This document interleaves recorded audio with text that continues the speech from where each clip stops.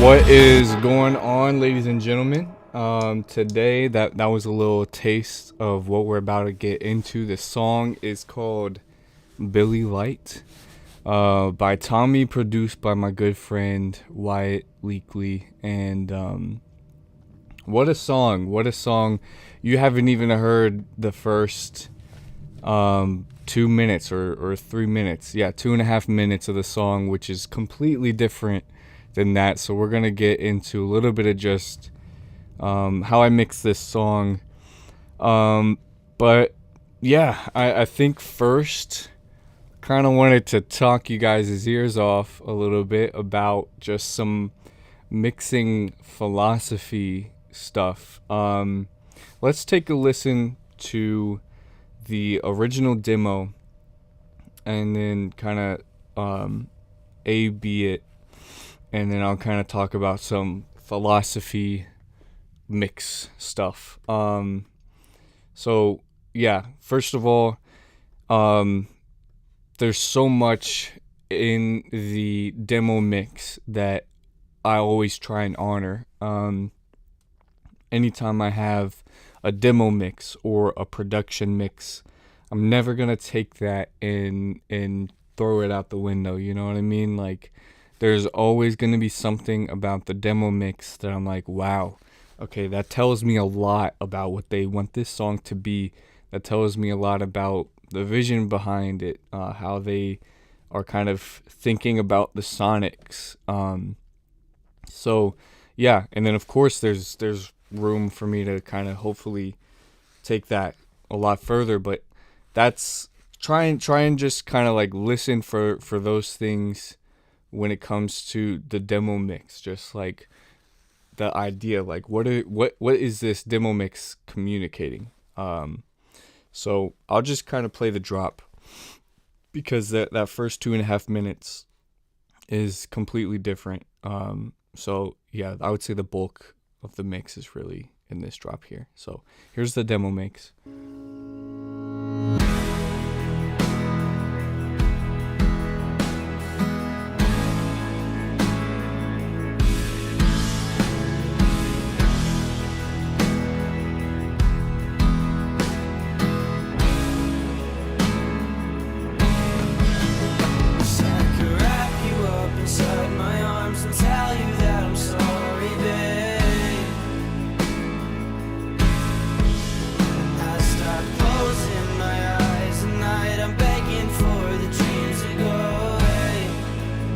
Okay, and then we'll kind of listen to what the mix ended up being.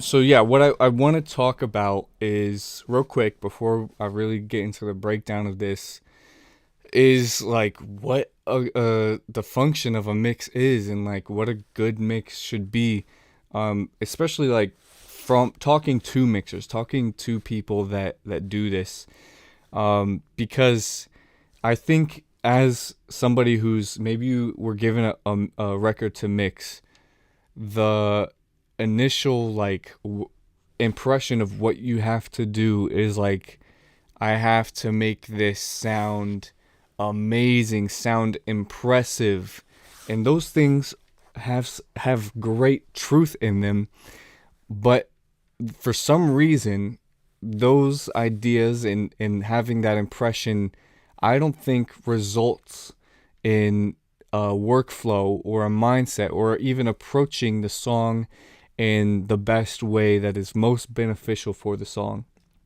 I think when you do that, what you end up doing is like exaggerating the mix. if that makes any sense. What you end up doing is I think that's why there's like this like overexcited type of sound that a lot of my earlier mixes had, is because I was trying to do too much, and the mix is getting in the way of the song. And an exercise that I kind of involuntarily would just found myself in was I was just listening to my favorites playlist, and I was listening to a couple songs off of 99.9% by K Tronada, and it just stood out to me how, I don't know if regular is a good word for it. I think Neil Pogue mixed the record, and he did an amazing job because the mixes don't really stand out to you. When I listen to those records, when I listen to pretty much any of my favorite songs, I don't think about the mix. There are plenty of my favorite songs that I'm just like mind blown by the production, and I'm just like, yo, what? Like, how did they do this? Feels Like Summer, for example, by Childish Gambino is an example of a song that I'm like, I don't know how they did that vocal sound, and that is I kind of am conscious of that when I listen to it. But for the most part, the overall mix on songs that I enjoy and get really immersed in, I don't really think about them. I'm able to just engage directly with the song. The mix is not in the way of the song. And so back to 99.9%, when I was listening to some of those records, those mixes just sounded like not noticeable. They didn't stand out to me. The songs sounded normal. They sounded how I would imagine they should. It just sounded like a regular song. So that, I think, is the goal of the mix, is to not just like, oh, I gotta make this most amazing, exciting, impressive, all these things. You're gonna overdo it, I think, with that mindset. Instead, ask the questions of like, what does this song need to be its fullest version of itself, and what does it need to be the fullest realization of it? So, for example, this can be over exaggerated mix that gets in between you and the song, and it could also be a like kind of a rougher mix that gets in between you and the song, where things just aren't dialed all the way in. That's another way that you might notice the mix instead of just being able to listen to it as a song. So like,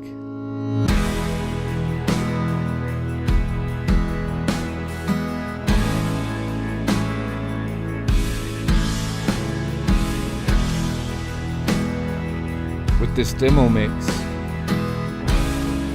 it's like there's parts of the identity in there that I need to honor.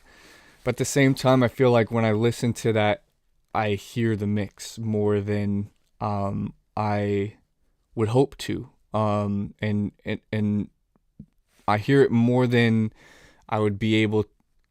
I hear it more than I should to be able to fully engage in the song and just be immersed in the world and the feeling of the singer. I mean, these vocals, man, like, it was such a pleasure to work on these vocals, and there's just like, he just digs in. So yeah, I think that's the goal of a mix, is just to get out of the way of the song, just let the song be. And that's kind of what I want to try and showcase here. So I almost wonder if I would go through this without any of the mix bus processing, just so you can like, because I didn't mix it with this on. This is my 2 mix buses here, which I just do 2 because I like to have a good amount of plugins ready to go. And it kind of helps me organize them. But yeah, no, I mix with it sounding like this.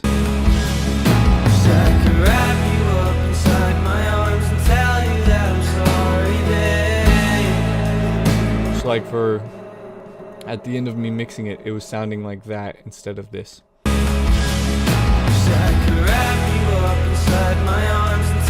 So the mix bus processing makes it just a little bit cleaner. Loudness wasn't a big issue here. It's a pretty loud mix on its own. So yeah, all right, let's get into this Tommy Light or Billie Light by Tommy. So the first 2 minutes of the song here, I must have lost. I think I moved this file. So there's nature sounds in the background. There's like crickets and stuff that you unfortunately won't hear. But if you want to hear it, listen to the actual record. I believe it comes out next Friday. Billie Light. So yeah. And thank you to Tommy for letting me get into this mix ahead of time. So, yeah. So this first like whole 2.5 minutes of the song is this.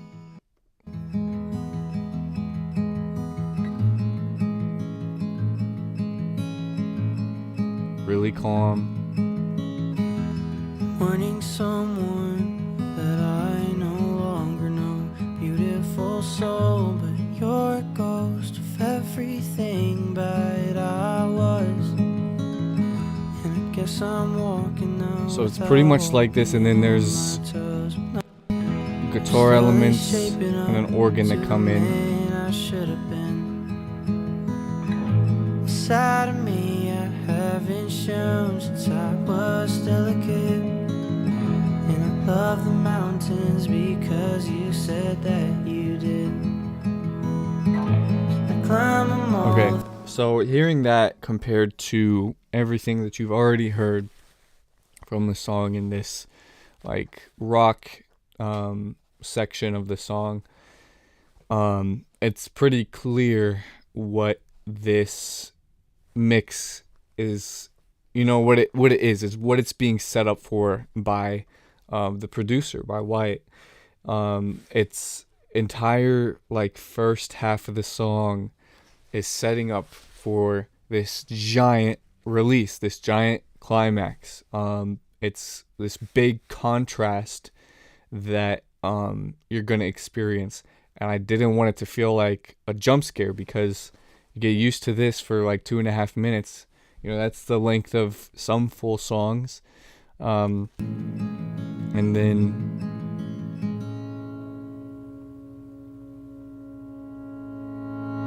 big contrast. So I talked to the artist and producer, about how wide we wanted that contrast to be. Because there is a certain point when you're doing, there's just too big of a dynamic range. There's just way too loud or way too big of a jump in increments of loudness. So we worked on trying to get this first part. You do want the first part to be quieter, not only for mastering and just loudness and audio normalization. The loudness score of this total song in the master, I believe, was around -9, and some of these parts in the big drop are at like -5. That is some of the loudest stuff that I've ever done. Yet the overall integrated loudness score was -9 because we have this giant section of quietness. So when what the goal is, the trick is here, is you'll be listening to this section for your 2 minutes, and you're gonna turn it up in your headphones. Okay, yeah, that's at a good listening level. And when you turn up the music, it's just gonna make this loud part even louder for you.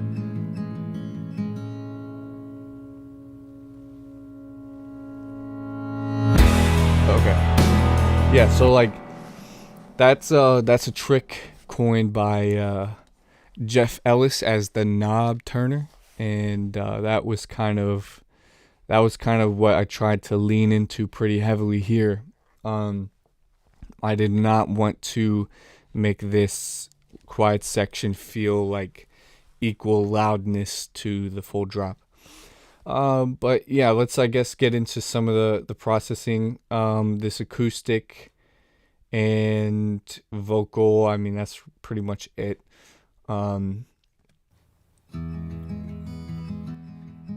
So here's what we have beforehand.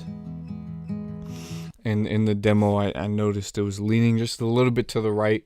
I really like stuff like that. So 10% or 10% to the right.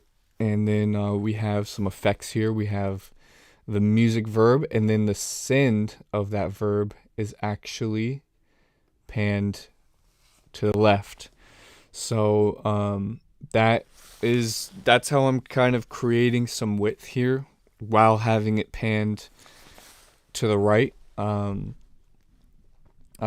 sending its reverb mostly or like halfway left. And I'll just take a look at the reverb used. Yeah, this is a spring reverb. Great for like just character and vintageness. Wanting someone And then there's a slap delay, which is the tape echo. Beautiful soul, that may be your ghost of panned everything but I was.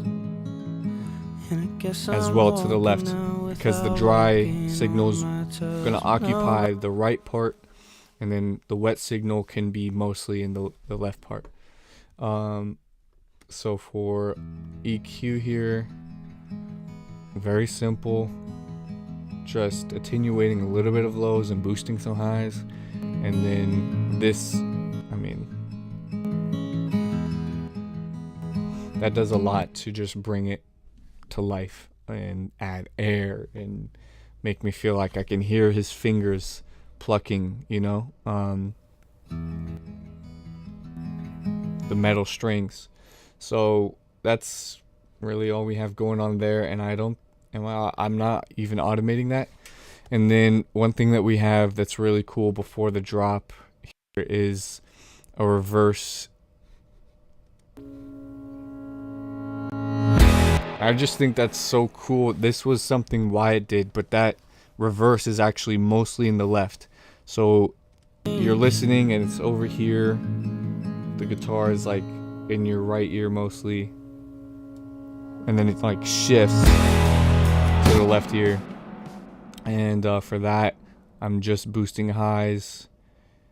Again, to boost highs, and then sending that to the spring reverb.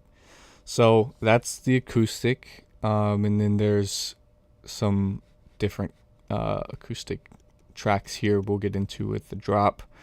And then the EG here. Pleasant, and so we already have that right space mostly occupied. So that's this here. You can see as well in the waveform was originally panned left, so I'm kind of leaning into that a little bit more, bringing it to life a little bit. And then this is some, I believe, just saturation and volume, and then making that a little bit less muddy, and doing the same thing here with panning the reverb mostly to the right because it exists dry in the left mostly. And then the B3 here, honestly it's the same 3 plugins in a different order, just making it a little bit louder, a lot bit louder, some saturation. And as well, just it's stuff like this that helps experience it more as a song. I think that may be one of the key factors that puts a mix in between you and the song, is just stuff like this low end here. That right there, if you're listening on a good system, headphones or your speakers, like those low frequencies are just jumping out a little bit too much. And the character of this B3 is that crackle, that rotary, sizzle. That's the function that I'm using it for. I mean, we already have more of those low mids taken by the EG, See, that to me, and again, this isn't just something that you can do for everything. It's not to say that cutting out low mids will always help make a song more engaging, but it is to say that definitely for this element, those low mid frequencies weren't what was valuable in that track. And low mid frequencies may be valuable in another track. So it's not just like you can do it to everything, but it's just something to discern. That's, you know what I mean? So that's how we got this to be where it's at, and then that has reverb. I believe that's a plate verb. Yes. That's just my stock, I think the almost default setting on that plate reverb. And yeah, the vocal as well is in this part. Now, one thing that I can say is like a trick that I used, or like a cool thing that a trick was just the space that this mono background vocal occupies now.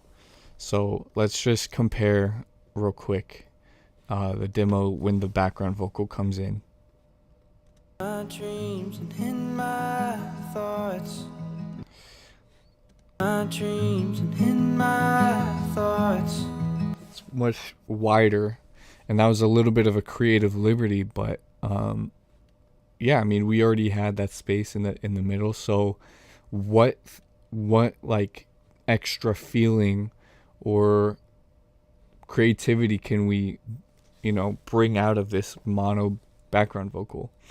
And the thing that I'm using, I got this from watching a guy, his name's Crush. He's like I guess he's a K-pop singer, and I was watching him deconstruct one of his songs, and his vocal sound was really, really cool. And he's using this doubler 4. I've pretty much only used doubler 2. If you go down here, it's this preset Vox pitch, and I don't think I did a thing to it. And it takes this to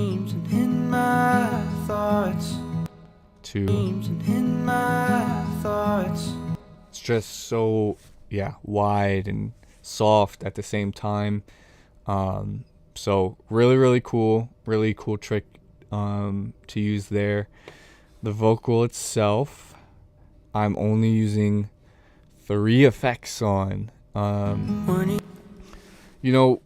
This vocal has a lot of room in this first half of the song. It really does. It has only 3 elements that are taking up space. So I feel like naturally I would be inclined to put all 3 of my reverbs on. This is a plate. This is a long lexicon.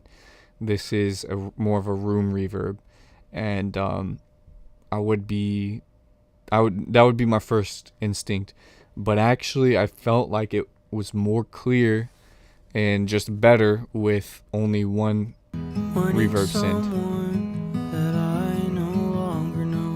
And this is a little bit drier than the demo. Everything but I was. And I guess I'm walking now without walking on my toes. Nobody sees. So that was something that we kind of talked about and worked through in the revision process. But yeah, I guess I'll just get into it. So little like incredibly subtle auto-tune that's not there to for like creative effect. That's just helping in the few instances that it needs help. And then that's what the vocal EQ looks like. And then I'm leaning into a little bit more of that here and then brightening it. So yeah, that's pretty much brighten.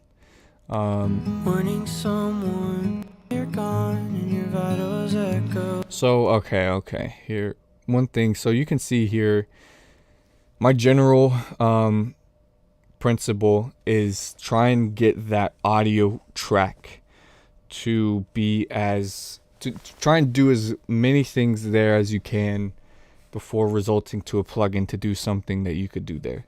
And volume automation, clip gain automation is one of those things that it's just incredibly helpful, and so much better to go do that than put a compressor on, because a compressor does not have a mind and it cannot discern when a vocal is supposed to, especially lyrically, supposed to dig in and be louder. It's going to just run on its algorithm and compress things when it gets louder, and that can be helpful in certain circumstances.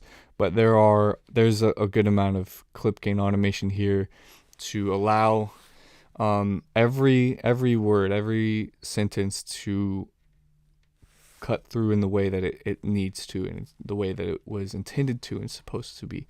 But there are just slight things that I'm trying to catch here, but for the most part it's not engaging. So yeah, that's really really small part of the vocal chain. I've been using Decapitator for just a little bit of saturation, de-esser, and a little bit of air and brightness here.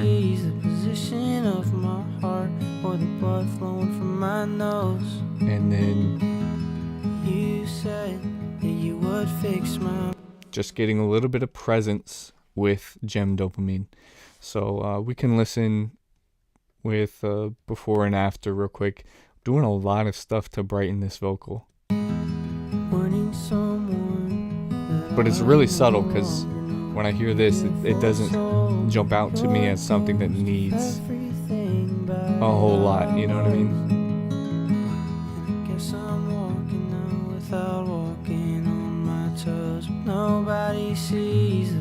Yeah, it's not like a giant difference. It mostly gets louder and a little bit brighter, and gets rid of a little bit of low mids. And then I use a little bit of modulation on the vocal for just a little bit more width, help that lead occupy a little bit more space. And that is the first 2 minutes of the song. And yeah, so now we can get to the crazy part.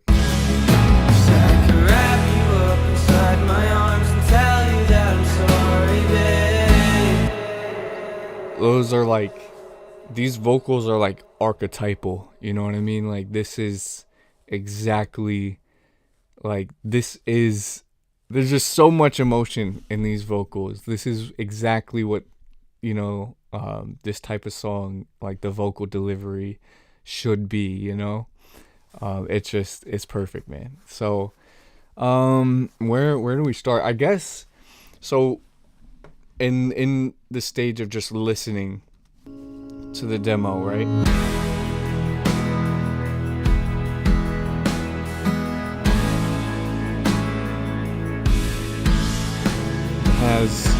It has this sway, right?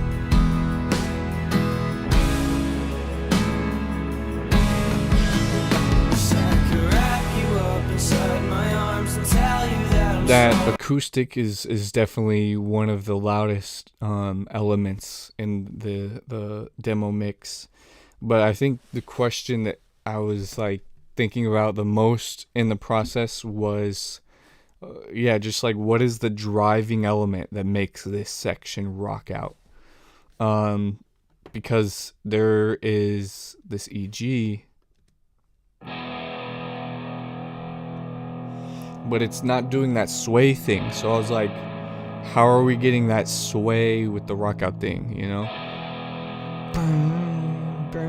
That's not happening here.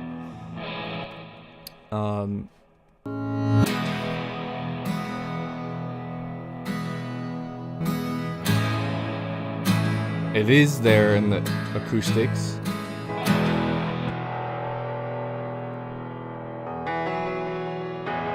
The piano is something you don't really hear in that demo mix. Now this is something extremely useful in this section, but I think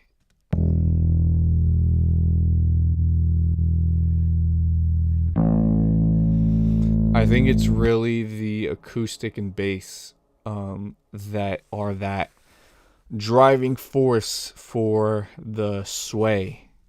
And then the other elements like the EG, the piano, and the B3 are just supporting elements. I think they're there to fill space more so than drive the sway.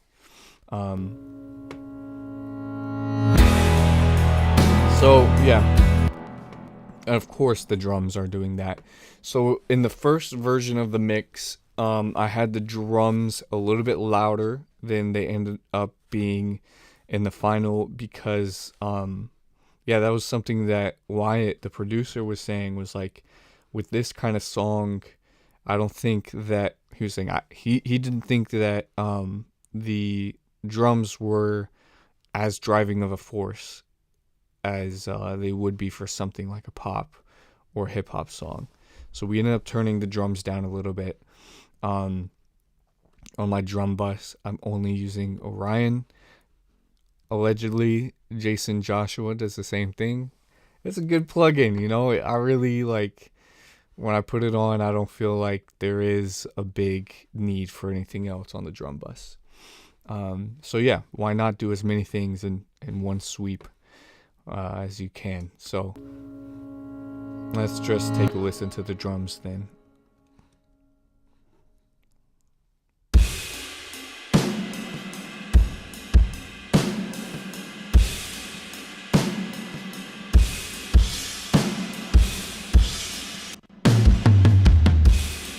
Yeah, pretty great live drum sounds. The kick, I am pretty much using a trigger on.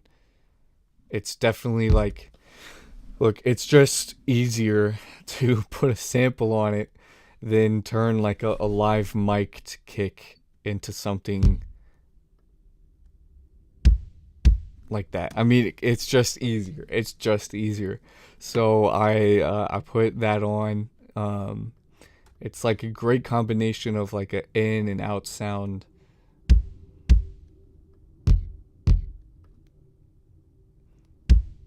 So yeah.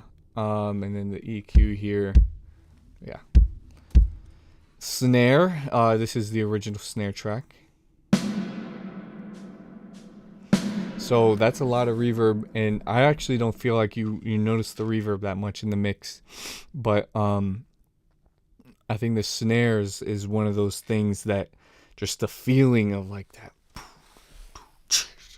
that sway and like kind of like the ball dropping feeling of this section, you know, like where there's so like just this is where you just have to think about the emotion of the song. You have to think about what it is and what like this song is embodying. What feeling is this song embodying?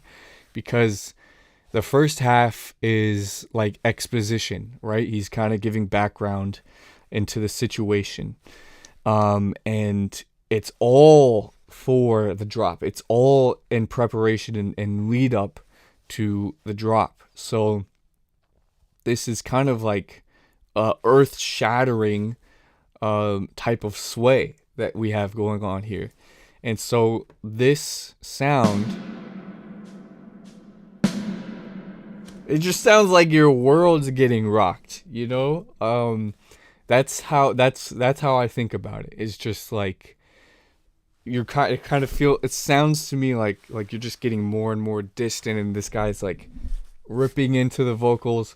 And then the snare trigger as well that I'm using here has a quarter note delay. So the space that like I love how that feels. I love the space that creates and how that makes you feel. And that's just one of those creative things that's like, this is what's gonna make um people really be able to like be immersed in a world here that the artist is conveying. So yeah, that's maybe a little bit dramatic of me, but I think it's appropriate. So tom tracks can be really annoying, but these tom tracks were not. These tom tracks are beautiful, so I did not do anything to them other than pan them so that when you're listening to it, it kind of goes boom, boom, boom, boom. Just like if you were sitting at a drum kit and you actually did that fill. And I'm just using relay here because it's much easier than doing a pan thing on a stereo thing in Pro Tools. And then plate reverb. No, actually, that's Capitol Hills or Capitol Chambers room reverbs. And then, yeah, there's this final tom fill, the floor tom. So, yeah, that's really simple. I didn't do anything to them. I put them to a toms group and then did that a little bit. So, yeah. Great toms. And they're a little bit like saturated. I'm limiting it to make it just, I mean, they do stand out, right? I really wanted them to stand out. So I'm limiting them and making it a little bit louder. And that's it. And they kind of just saturate with the drum bus processing. So, and then the overheads. Cutting lows, because that's what I need them for, is cymbals.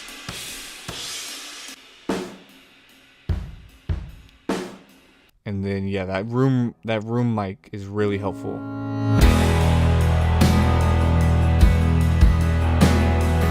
On the snare, it just saturates so much more. So I'm really pushing into some saturation here, getting rid of some subs, some lower frequencies here.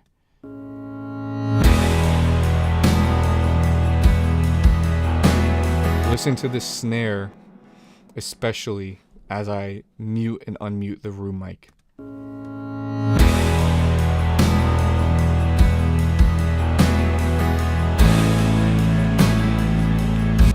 I think there's probably a good argument that most of the snare that you're hearing is from that room mic. Yeah, so that, and then a good little balance of it all, right? Come over here, set the balances, and that's how we got the drums. I guess we can take a look at Orion and see what I'm doing. Bringing out the kick. More sub. Parallel. Okay. I'm sending it to all the drums to Devil Lock Saturator, and yeah. I'm side chaining the bass to this kick here, and then the percussions as well. I don't think they're the most noticeable.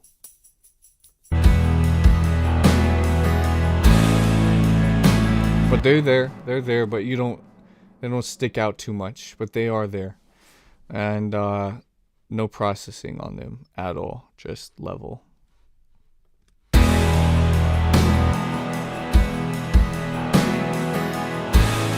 So this is why I say that I think the bass is probably the biggest driving factor, is when you take it out, almost it loses almost everything.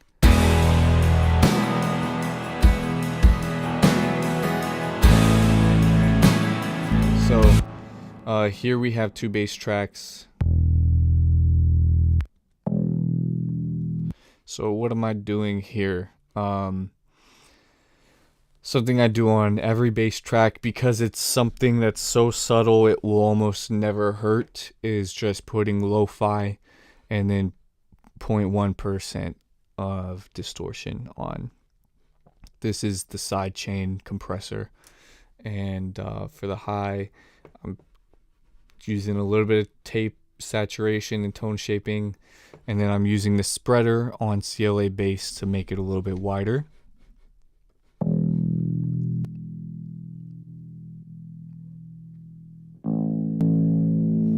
So yeah, wider, and then it's compressed, and I'm using this to just make it 6 dB louder. So, and then yeah, it's really like 10 dB louder total. Yeah, 500 on bass. I do typically start there to get rid of some stuff that makes it sound less like you would imagine a bass guitar to sound like.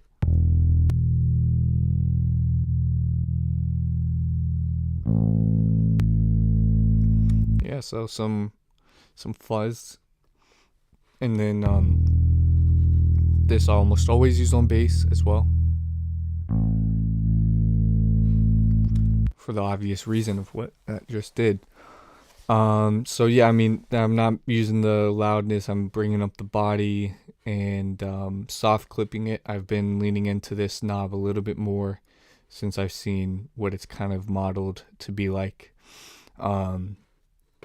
So piano is something that wasn't really emphasized in the demo mix, but it was something that carried a lot of weight emotionally that when I am describing that feeling that the snare effects were leaning into, the piano has that same feeling of like the ball dropping.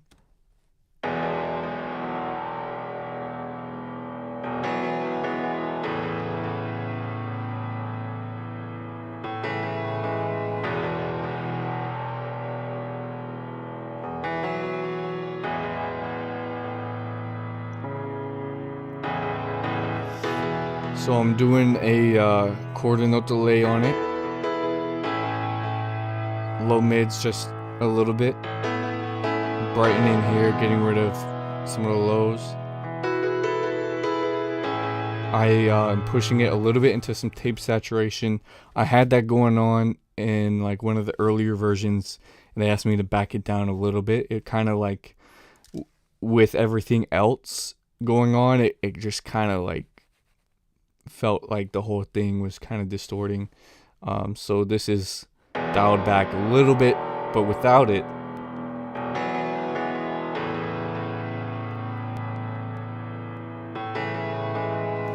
To me, tonally, this was really helpful to kind of just. That is kind of one of those things that I just wanted it to overall sound better, I guess. Like the just tone of the piano. It's not that the piano on itself sounded bad. It's just like I wanted it to sound better in context of the song. I think there were just some things like without it that some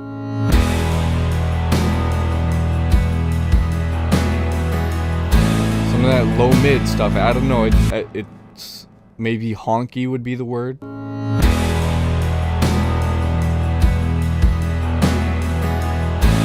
Yeah, I don't know. It's just a tonal thing that I think was really helpful. Kind of like making that not stick out in the mix. So yeah, relay here to pan it a little bit to the left, and yeah, this B3.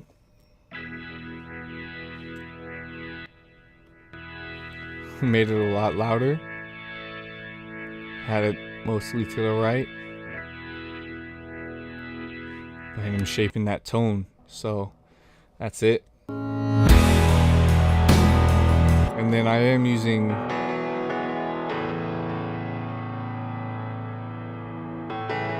that slap delay to get a little bit of warble and to just give it a little bit more character, and to add to that just feeling of like this finality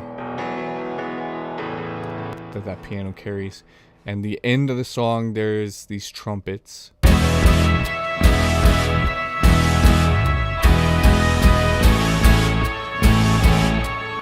So that, here, I'll just play it real quick without the processing.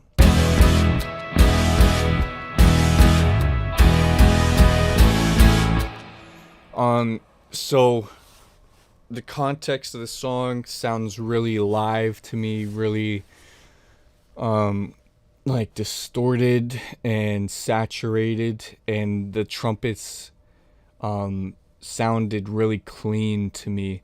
So I wanted to make them kind of just like dirtied up, you know, just to fit in the context of the song a little bit better, to make it sound like it maybe came from a different source. So that's what I tried to do here with the processing, getting rid of some frequencies that were standing up a little bit too much.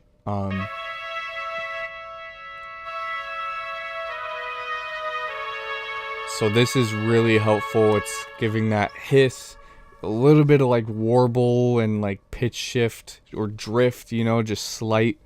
I'm getting just an octave higher, just really slightly, and then a little bit of tape saturation and tone shaping. And that just makes it from this like really clean, maybe came like from a VST,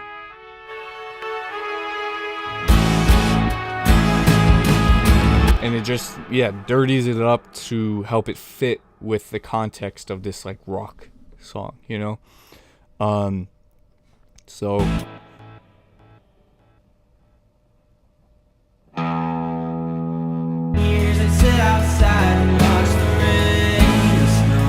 oh man, I have a confession to make.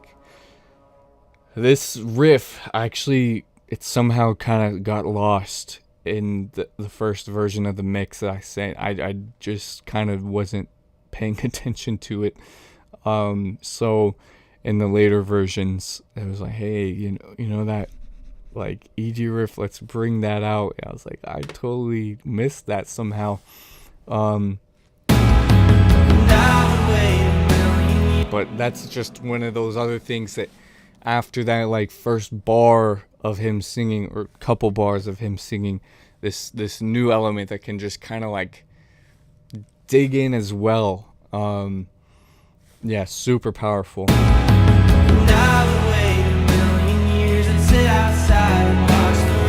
I'm using this kind of like a volume knob because I already pushed it to 12 dB on the fader, and then I'm getting saturation out of that, and I'm getting rid of some lows. So yeah, and then it's going to the spring reverb, and you can hear, I'll just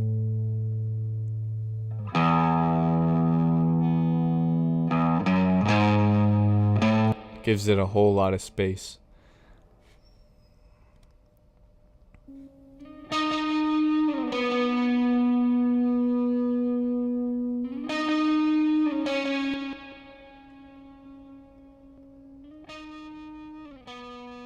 So it already had that saturation, but that's making it louder. To me, it's probably just the loudness difference, but it's getting some more mid frequencies back, panned all the way to the left.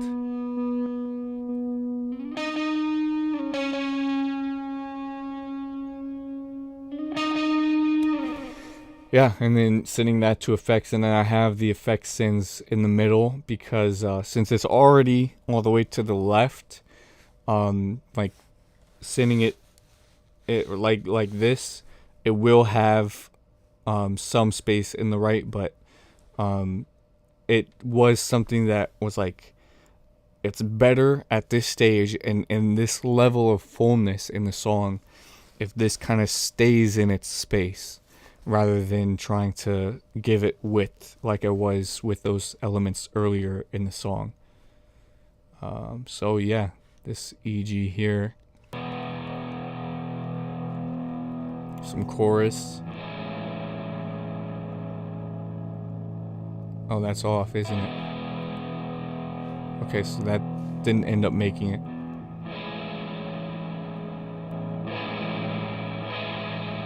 Yeah. Really, it's those effects, the plate, the spring, and the slap that just give it so much character and space.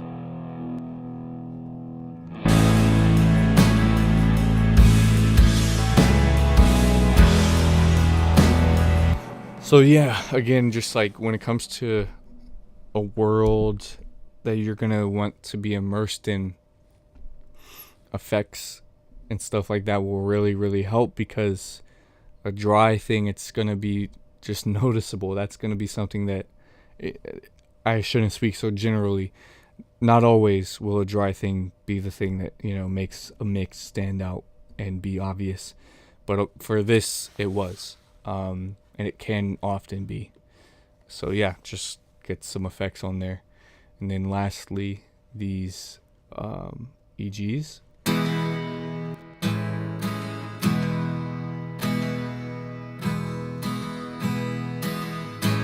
Got them doing the left, right, back, forth type of thing.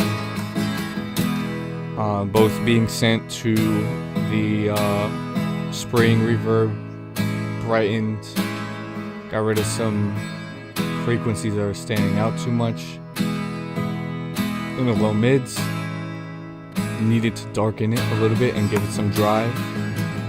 More drive with the tape machine. And then the one that's going left just needed some brightness. Yeah.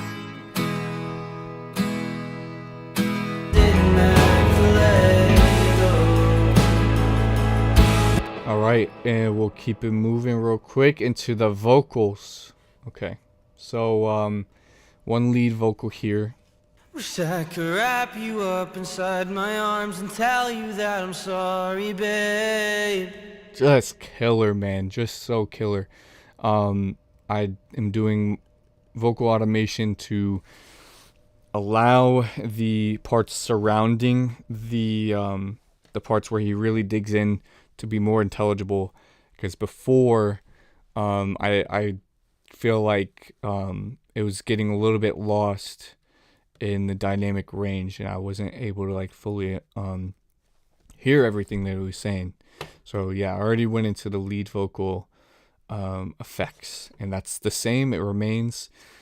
In terms of automation, that's kind of increasing throughout the song. The reverb is. It starts out more dry and ends with like really wet and a lot of reverb.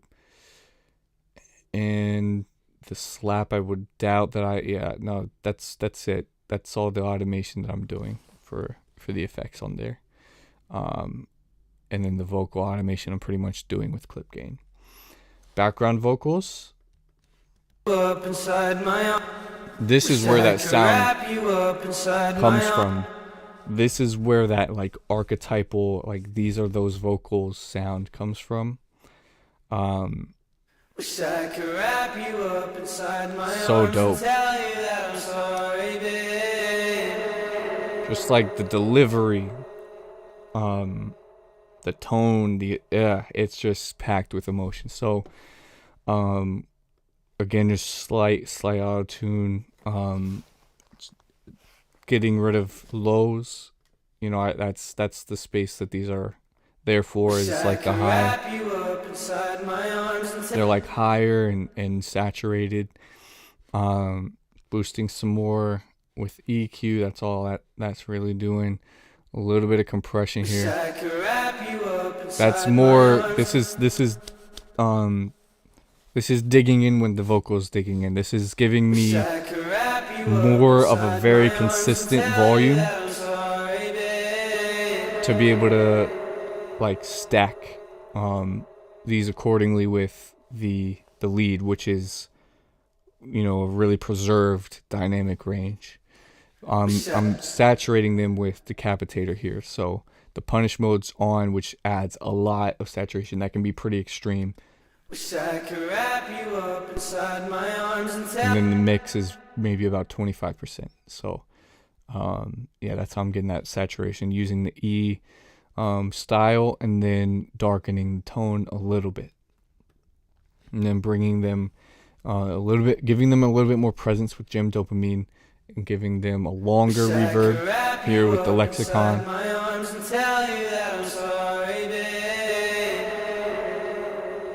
And then wanting them to kind of ring out, you know?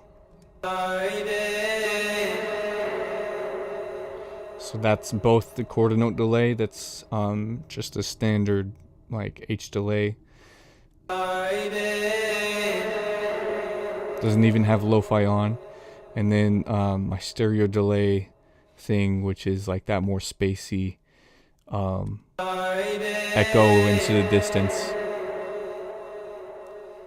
It's being sent to a distortion as well. It's just this. And then this slap. And I'm de-essing per track to hopefully be more effective. There are these cool vocals by Wyatt at the very end of the song.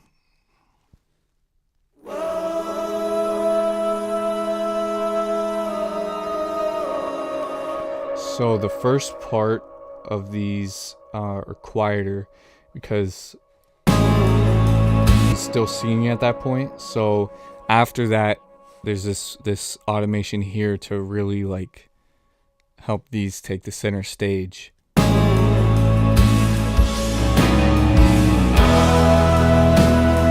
that's when the moment's given to them. That's when the moment is given to those vocals, you know?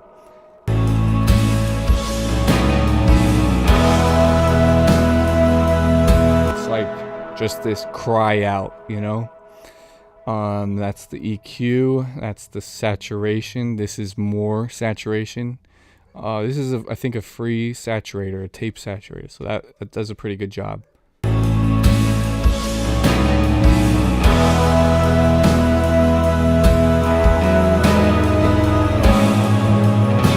Gem dopamine, that's just standard for every vocal. And then I'm ducking the mids to allow those, especially when his vocal is in, they're not going to compete, they're not going to interfere. These are wide, these are for the sides, you know? And I'm using this sends to a little micro shift, that sends to modulation, some chorus, that's a slap delay, that's the Galaxy tape echo, and then the stereo delay chain as well. So just let these things ring out, you know? That's not so much being used for a delay, that's more like a reverb, you know, it's just being constantly sent to that delay. So that is everything individually. Now we can take a look at the mix bus here.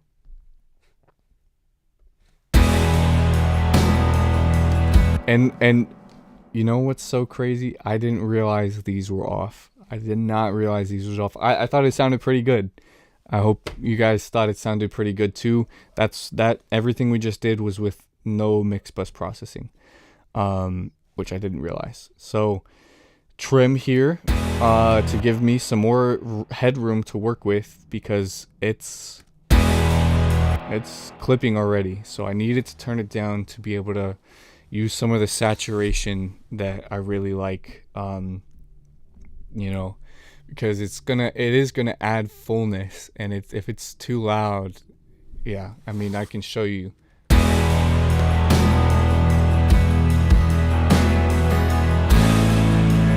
Yeah, it's just kind of distorting in ways I don't want it to. So I need some headroom.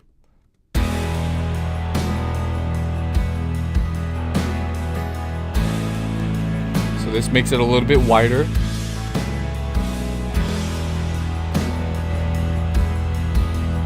This is just inflator, exciting. Some slight compression.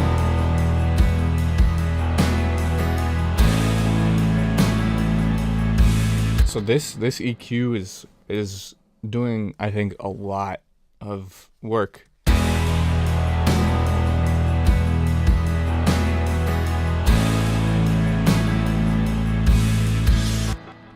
really cleans up the mix, really cleans up the bass as well.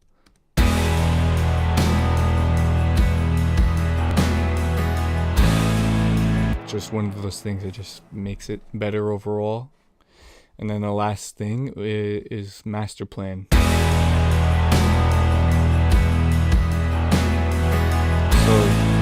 yeah, one of the best tools. I use this on every song. For loudness, it's a limiter slash clipper, and just has a bunch of tools at your fingertips here, to thicken it up, clean it. That's really saturation. That's some slight compression. This is for, I think, high. Yeah, this is harshness that builds up with in the box processing, and yeah, just really I'll bypass it back and forth. You know what? You can even hear it at Unity.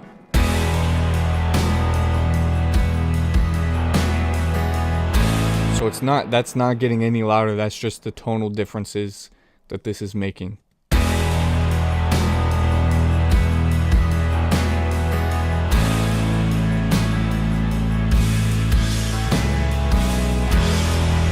So that's some subtle stuff, but man, it does take it that like extra 2%, necessary extra 2%.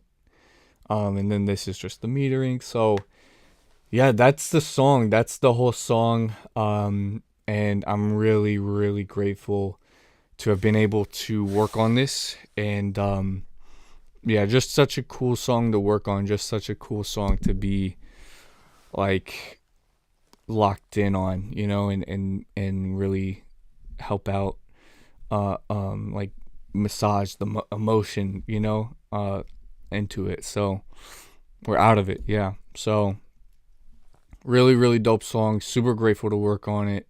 And they were both really, really happy with how it ended up sounding. So Billie Light, that's the song. Thank you guys for watching. And please listen to it. Go check it out next Friday when it comes out. And show it to your friends and enjoy it. Enjoy it. Use it in your TikTok reels, whatever. Make it